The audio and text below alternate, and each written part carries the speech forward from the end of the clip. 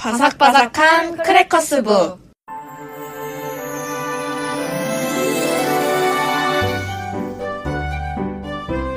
안녕하세요. 안녕하세요.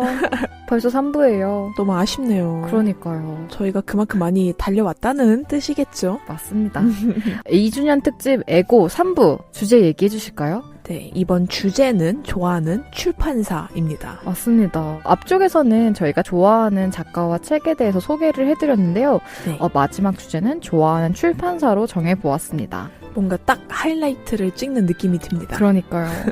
약간 요새는 출판사마다 개성이 너무 달라서 맞아요. 알아두면 좀 더 재밌게 책을 감상하실 수도 있고, 저 같은 경우에는 이 책 좋은데? 출판사가 어디지? 이러고 봤을 때 동일한 출판사들이 여러 번이었던 적도 있었습니다. 네네, 저도 그랬던 것 같아요. 그래서 이 출판사의 책은 믿고 읽지라는 생각이 들게 하는 곳들도 있잖아요. 그렇죠. 그래서 동일출판에서는 1인 출판사가 많기 때문에 그러한 개성들이 훨씬 더 돋보인다고 생각해 주시면 좋을 것 같아요. 네네. 그리고 이제 조만간 열릴 페어들이 많은데 그곳에 나가면 되게 출판사에서 나왔네? 라는 분들은 되게 1인 출판사인 경우도 많은데 큐레이션이나 그 색깔을 공통적으로 만들기 위해서 얼마나 노력하셨는지가 보여서 맞아요. 되게 열심히 보게 됩니다. 맞습니다. 그러면 이번 책 추천은 제가 먼저 해볼까요? 네, 글지원 작가님이 먼저 해주세요. 혹시 제가 어떤 출판사 좋아할지 살짝 아실 것 같나요? 혹시 그 펭귄? 한치의 예상도 벗어나지 않는 사람이죠. 네. 네, 저는 펭귄 북스, 이제 한국에서는 펭귄 클래식 코리아로 유명한 출판사를 이제 들고 왔는데요. 네. 펭귄 북스는 이제 펭귄을 마스코트로 한 영국의 출판사입니다. 아마 그 새까만 표지에 사진 하나 들어간 그 제목을 많이 기억하실 것 같은데요. 출판사가 생긴 유래에 대해서 말씀을 해보자면 네. 이제 출판사를 만든 사장님이 어디 출장 가면서 기다리고 있을 동안 읽을 만한 책을 찾는데 되게 비싸고 자신의 기준으로는 좀 재미없는 책들이 많았대요. 그래서 비교적 싼 값에 질 좋은 책을 읽을 순 없을까라는 생각으로 출판사를 내게 됐고, 이때 페이퍼백이라는 용어가 처음으로 만들어졌다고 해요. 그 네. 예전에는 다 뭐 양장에 띠지 두르고 이런 게 유행이었는데 이때 처음 시도를 했다고 들었습니다. 사실 펭귄북스 책을 모르시는 분들도 그 디자인은 한 번씩은 꼭 보셨을 것 같아요. 네, 그래서 요즘에는 제가 말씀드린 그 검은색 말고도 다양한 색깔의 디자인도 많이 나오기 때문에 네네. 되게 시각적으로 즐겁답니다. 펭귄 클래식 시리즈에 대해서 좀 더 얘기를 드리자면 영미문학 중에서도 고전들을 많이 다뤘는데요. 네. 한국의 홍길동전 같은 것도 요즘에는 번역돼서 나오고 있다고 합니다. 그래요? 네, 일단 첫 번째 장점으로는 일단 가벼워요.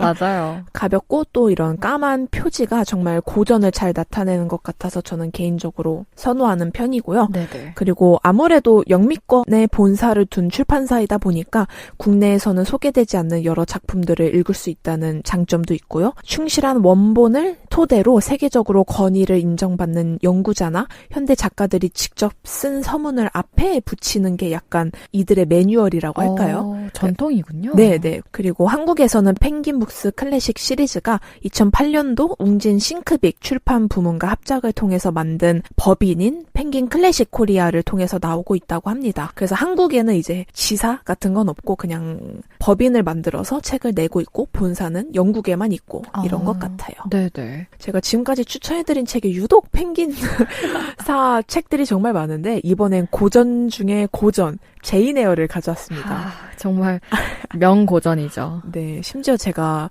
4학년 2학기 말에 에세이를 써서 냈던 작품이라 네. 얘기하자면 정말 한도 끝도 없이 한 3시간 동안 떠들 수 있거든요. 근데 사실 공부를 하기 전에는 제인 에어가 왜 그렇게 유명하고 현재까지도 사랑받는지 이해를 못했는데 지금은 좀 알 수 있을 것 같아요. 이게 1800년도에 쓰인 책인데도 네네. 지금 읽으면 재밌고 나름의 설렘도 있고 그때에도 이제 자주적으로 움직이려고 하는 여성을 그렸으니까 지금 읽어도 문제가 없다는 건 그때 되게 혹평을 받았다는 이야기이기도 할 텐데 네네. 일단 글을 써주신 샤롯 브론테 작가님에 대해서 얘기를 하자면 1816년 영국 요크셔주에서 태어나셨고 6남매 중에 셋째로 태어나셨다고 합니다. 그리고 밑에 동생으로는 에밀리라는 아이가 있었는데 이분 혹시 누군지 아나요? 아니요. 약간 익숙하실 수 있는데 네네. 폭풍의 언덕을 쓴 에밀리 브론테 예요. 그래서 이제 에밀리 자매라는 이름으로 영문과 학생들은 이제 귀가 터지도록 듣는 이야기인데요. 일찍이 어머니가 돌아가시고 어린 나이에 4명의 자매들과 함께 기숙학교에서 살으셨다고 해요. 네. 근데 그때 체험이 이제 제인 에어를 읽으신 분들은 알겠지만 그 속에 로우드라는 학교로 녹아났고요. 그리고 자신의 삶을 제인 에어에 되게 많이 반영을 했다고 느끼는 게 이제 어머니도 일찍 돌아가셨고 기숙학교에서도 살았고 심지어 가정교사로도 일한 경험이 있다고 해요. 네. 근데 제인 에어가 남자 주인공을 어떤 아이의 가정교사로 들어가면서 만나게 되는 내용이거든요. 네네. 그래서 어떻게 보면 조금 자전적인 요소가 있지 않는가 그런 생각을 해보기도 합니다. 이 책이 당시 나왔을 때는 보수층의 혹평에도 불구하고 엄청난 베스트셀러가 되었다고 해요. 네. 네, 그래서 이때는 여자는 소설을 쓰는 게 아니다, 글을 쓰는 게 아니다라는 그런 전반적인 분위기 때문에 그래서 자신의 머리 글자를 딴 필명으로 활동을 하셨는데요. 책이 워낙에 호응을 얻어서 세 자매는 필명이 아닌 본인의 이름으로 이제 활동을 하게 되었다고 합니다. 네. 제인 에어가 되게 유명하지만 줄거리까지 세세하게 기억하시는 분들은 많이 없을 것 같아서 줄거리를 한번 가져와 봤는데 네. 제인 에어는 봉건적이고 보수적인 19세기 귀족 사회에서 가난한 고아로 태어났습니다. 네. 그래서 이제 친인척 가문에서 자라게 되는데 많은 학대를 받으면서 자라요. 그러다가 그녀는 손필드 저택에서 가정교사를 구한다는 이야기에 그곳에 가게 됩니다. 그리고 아델이라는 아이를 가르치게 되는데 아이의 후견인이자 그 저택의 주인인 로체스터와 진솔한 이야기를 나누면서 서서히 호감을 느끼게 되죠. 그래서 여기까지는 이제 일반 연애 얘기와 무척 비슷한데 네. 그 이후에 약간 중간중간 되게 기묘한 사건들이 벌어지면서 제인이 약간 위협을 느끼기도 하고 불현듯 저택을 지나가는 유령을 보기도 하고 이러거든요. 네. 그리고 나중에 이제 로체스터가 결혼하자고 하지만 그 어떠한 요소 때문에 아니야, 난 결혼이 아닌 것 같아 라고 자신만의 삶을 살아가다가 그 이야기 이후는 스포니까 말씀은 안 드리겠지만 네. 되게 그 시대 때 읽었다면 파격적일 수밖에 없겠다라는 이야기의 서사를 갖고 있는 책입니다. 네, 그래서 추천을 해봅니다. 펭귄 북스와 함께. 좋은 출판사와 책 추천 감사드립니다. 그러면 이번엔 지연 작가님은 혹시 어떤 출판사 이야기를 해주실까요?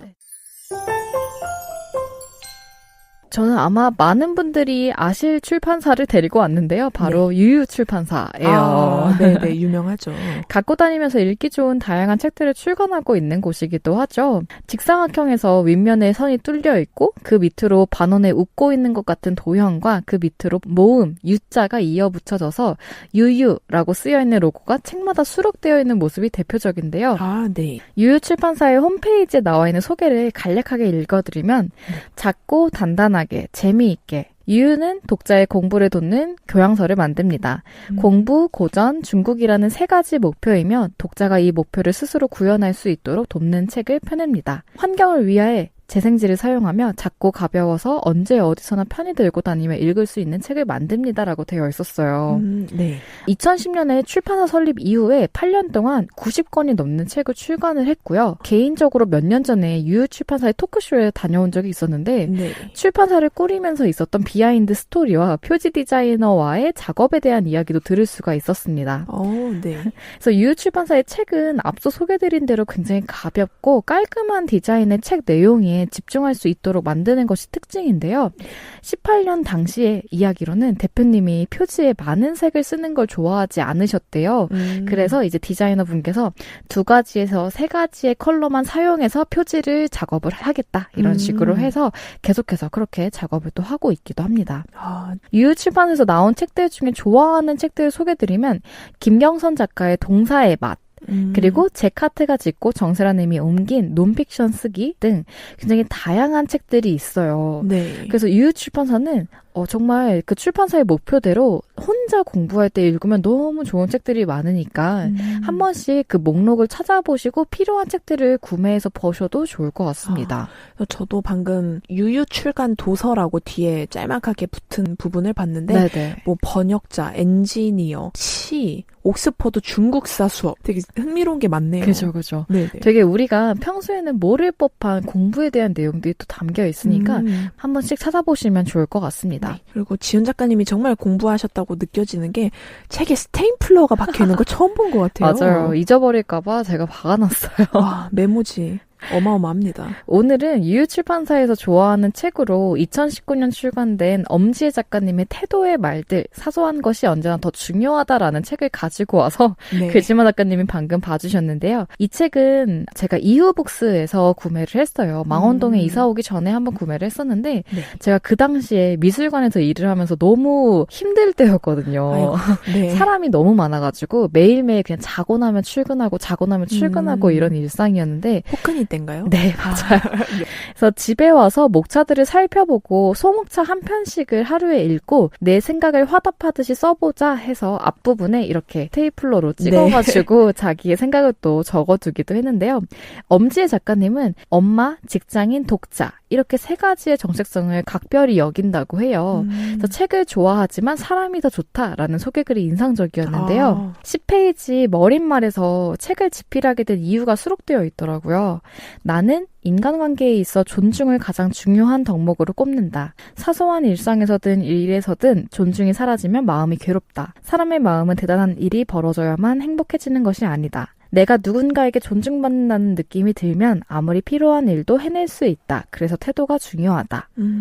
그리고 11페이지에 있었는데요. 언제나 사소한 것이 더 중요하다고 생각한다. 일상의 감각이 합해져 한 사람의 태도를 만들고 언어를 탄생시키니까. 누군가를 추억할 때 떠오르는 건 실력이 아니고 태도의 말들이었다. 존중받고 싶어서 나는 태도를 바꾸고 존중하고 싶어서 그들의 태도를 읽는다. 문제는 존중이니까 라는 말이 굉장히 와닿았습니다. 저도 그 말이 무척 인상 깊네요. 누군가를 추억할 때 떠오르는 건 실력이 아니라 태도의 말들이었다. 맞아요. 근데 사실 저희가 경쟁사회에 살다 보면 실력으로 먼저 평가를 하게 되잖아요. 네, 바쁘다 현대사회. 그러니까요.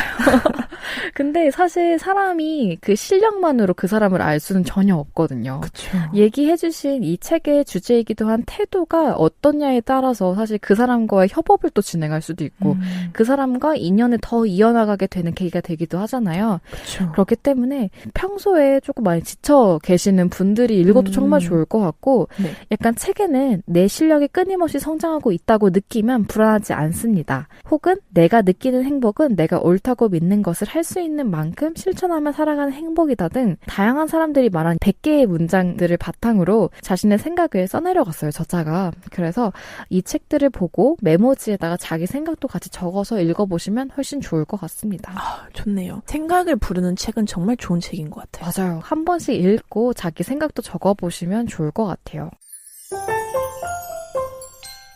지연 작가님은 출판사 대표님이시잖아요. 아, 네. 혹시 이제 대표로서 약간 이런 출판사가 되고 싶다? 아니면 이런 책들을 내보고 싶다라는 거 있을까요?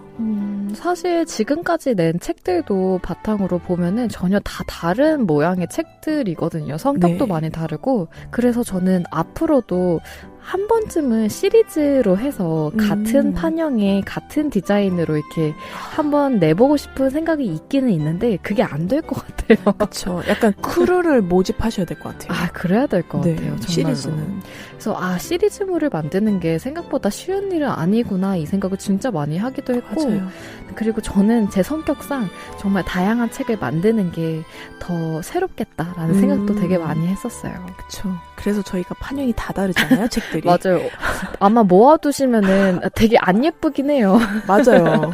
다 다르게 꽂혀있고 이럴 거예요. 네네, 맞아요.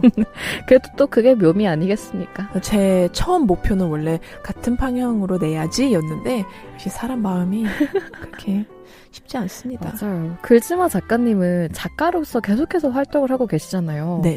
근데 사실 작가로서 이제 소설을 연재를 해보시기도 했고 네. 텀블벅으로 또 이제 책을 또 출간하시기도 했고 이런데 네. 작가로서 계속 집필을 하면서 지금까지 배워온 게 있다면 또 어떤 게 있을까요? 옛날에는 그냥 혼자서 작업을 많이 하는 게 최고의 방법이지라는 생각이 많이 들었는데 네. 요즘에는 내가 쓴다고 되는 게 문제가 아니라 내가 쓰는 걸 걸 읽는 사람이 어떻게 받아들이는지도 무척 중요하잖아요. 맞아요. 아무리 내가 하고 싶은 말이 명확하더라도. 그래서 어떻게 읽는지를 독자도 아니고 작가도 아닌 그 중간 입장에서 말해줄 수 있는 그런 사람이 요즘에 있었으면 좋겠다는 생각이 많이 드는 것 같아요. 너무 좋네요. 나만의 공간이 있었으면 좋겠다는 생각이 무척 많이 드는 거예요. 독립에 대한 이야기인가요? 네, 부모님 집으로부터의 독립도 있고, 네네. 아니면 이제 카페를 전전하는 것도 조금 지치다 보니까 작업실? 아니면 많은 사람과 이야기하고 모일 수 있는 공간이 있으면 참 좋겠다는 생각을 많이 하는데, 지연 작가님도 비슷하지 않으실까요? 네, 그럼요. 저는 그것 때문에 한 상반기에는 이제 그런 스튜디오 이런 것들을 만들어 보려고 조금 네. 알아보고 다녔었는데, 코로나로 인해서 조금 그쵸. 많이 겹치기도 했고, 개인적으로는 조금 더 준비를 해서 내년 후반쯤에는 한번 공간을 만들어 볼까 생각을 해보고 있는데, 이제 네. 다른 사람들과 같이 운영을 하고 이제 모임 장소로 쓴다면 정말 신경 쓸 게 많다는 거를 되게 그쵸. 많이 느껴요. 그게 쉽지 않다는 것도. 조금 소통을 청취자분들과 하니까 그게 네. 제일 큰 위안이 또 됐던 것 같아요. 맞아요. 가끔 댓글 남겨주시면 그렇게 좋아한답니다, 저희가. 맞아요. 댓글 저희가 되게 잘 확인하거든요. 답글도 최대한 달아드리려고 노력하고 있으니까. 맞아요. 지연 작가가 열일하고 있습니다. 되게 재밌어요. 벌써 이렇게 2주년 특집 3부가 후루룩 지나갔네요. 그러니까요. 청취자분들 입장에서는 게스트님이 안 계셔서 조금 서운할 수도 있었을까요? 그러니까요. 조금 그러실 수도 네, 있을 것 살짝 같고. 염려를 해봅니다. 그런 그리고 기억이 있어요. 최근에 그 질문 받았잖아요. 그 크래커스북 초반에 나오는 그 소리 어디서 막 음원 찾았냐. 맞아요. 근데 저희가 그때 크래커를 4개인가 사서 앞에서 이렇게 하삭하삭 씹으면서 소리 냈던 게 그거 에이스 과자예요. 네네 맞습니다. 그 에이스 과자를 초창기에 수연 작가님이랑 글지만 작가님이 막 괜찮아? 왜 이러면서 맞아요. 조금 씹으면서 조금 더 해볼까? 맞아요. 괜히 바스락 소리 내고. 그래서 그때 그렇게 녹음을 해서 지금까지 2년 동안 또 사용을 하고 있네요. 조금 그러게요. 바꿔볼까요? 야채 크래커로? 네이버 안에서 음식 섭취가 금지이기 때문에 안 그러네요. 됩니다. 알겠습니다. 2년이 흘렀는데 네네. 어떠신가요? 실감이 사실 지금도 안 나요. 저희한테는 약간 일상이잖아요. 녹음을 네. 하고 청취자분들과의 일주일에 한 번씩의 약속을 지키는 게. 네. 그래서 한 달에 4번 올라가고 1년으로 치면은 한 48편이 조금 넘게 올라가거든요. 그렇게 그쵸. 치니까 생각보다 막 시간이 빨리 흐른다 이런 생각보다는 일주일에 한 번 이제 청취자분들과의 약속을 지켰다? 이 생각이 제일 많이 드는 것 같아요. 맞아요. 그렇습니다. 네. 글지마 작가님은 청취자분들께 하고 싶으신 얘기 있으세요? 옛날에 제가 무한도전을 정말 좋아했는데 네. 보면 50회 1주년 특집 이런 말이 되게 웃겼거든요. 네. 1년 동안 하면 뭔가 1년 365일이라는 생각이 커서 그런지 맞아요. 뭐야 아직 50화밖에 안 됐어? 라는 생각을 했는데 저희도 몇 화 안 했잖아요. 60 몇 화, 70 몇 화. 맞아요. 그래서 그냥 청취자분들과 계속 만날 수 있다는 건 저희가 계속 창작을 한다는 소리니까 다음 3주년 때 아까 농담 삼아 했던 말처럼 케이크 먹으면서 진짜 그때는 ASMR 할까요? 그때는 저희 오프라인으로 만나보는 시간 한번 아무도 안 오시면 어떡하죠? 3주년에 공개 방송 한번 해볼까요? 네, 네이버 스튜디오에서 이제 좋죠. 승인을 해준다면 좋네요. 진행 한번 해보죠. 알겠습니다. 듣고 계신가요? 여러분들 많이 와주세요. 3주년 때. 2주년 아니에요? 저희 정말 지금까지 함께 해주셔서 너무 감사하고 저희 끝나는 방송 아니고요. 영원히 함께 해주세요. 네, 앞으로도 잘 부탁드리겠습니다. 네, 감사합니다. 네, 감사합니다.